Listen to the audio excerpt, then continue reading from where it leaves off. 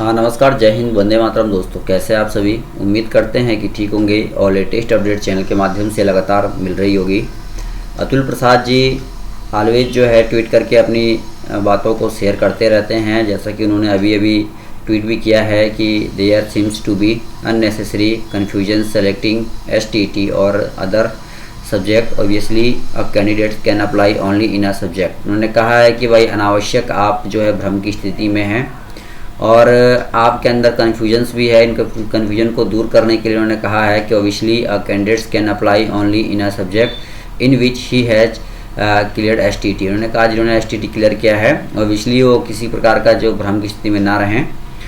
और मैं अभी आगे भी आपको दिखा देता हूँ। यहाँ पे देखिए लिखा है कि in which he has cleared STT this selections of subjects cannot be based of age relation, similarly other subject only. तो उन्होंने कुछ महत्वपूर्ण बातें इन्होंने शेयर की है कि भाई अदर सब्जेक्ट को लेकर। और वहीं देखिए मैं इसका आपको हिंदी में भी अनुवाद दिखा देता हूँ।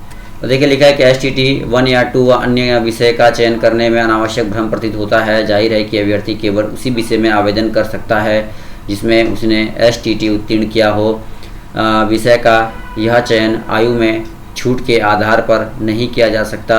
इसी प्रकार अन्य का अर्थ अन्य विषय ही था। तो स्पष्ट रूप से देख सकते हैं कि बहुत बड़ी बात यहाँ पे सामने उभर के आ रही है और ये बात जो है यहाँ पे स्पष्ट रूप से कही गई है कि अनावश्यक भ्रम की स्थिति में ना रहें। और लिखा है कि उसने STT उत्तीर्ण किया है, विषय का चयन आयु में छूट के आधार पर नहीं किया जा सकता। इसी प्रकार अन्य का अर्थ अन्य विषय ही था। तो बड़ी अपडेट आ रही है सामने उभर के, आप देख सकते हैं जैसा कि आपको स्क्रीन पर दिखाई भी दे रहा है। तो भ्रम जो है, भ्रम की स्थिति जो प्रतीत हो रही है उसको कहा है कि वो भ्रम की स्थिति इस प्रकार से ना उत्पन्न करें। स्पष्ट रूप से ये बात जो है वो कही जा रही है। आगे हम सुन लेते हैं कि भाई सेकंड मेरिट लिस्ट को लेकर क्या कुछ वार्ता चल रही है।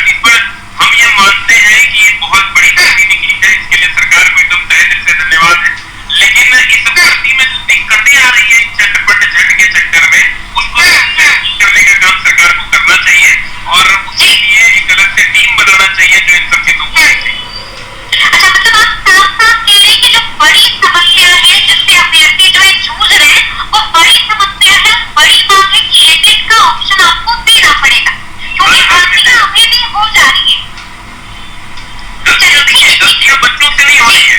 मैम ये आपको समझने की जरूरत है। अब अगर आयोग ये कहता है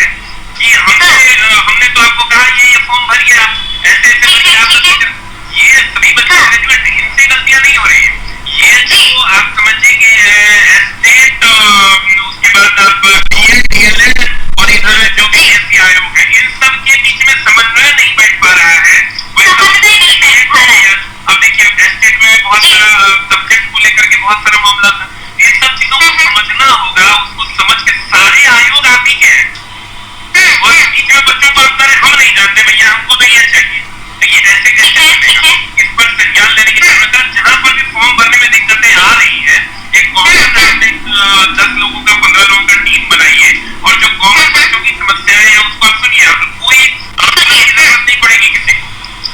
आप जो छात्र नेता है या जो शिक्षक है उनसे आप पूछिए कि आपके पास किस तरह की समस्या है, या आप छात्रों से पूछिए कि आपके पास किस तरह की समस्या है।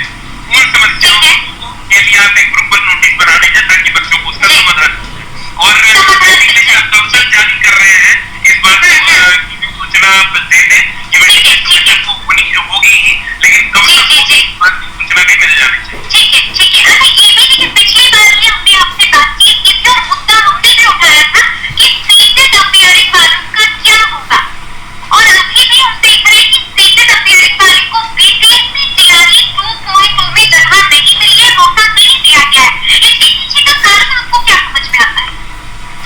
वजह क्या हो सकती है? झटपट झट अच्छा इसके पीछे का एक ही कारण है, झटपट और झट।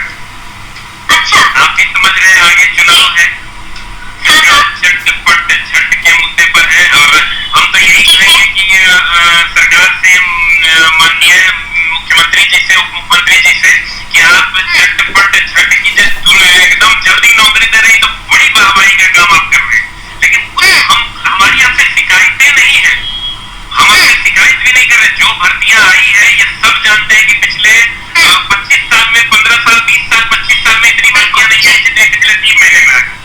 बिल्कुल एकदम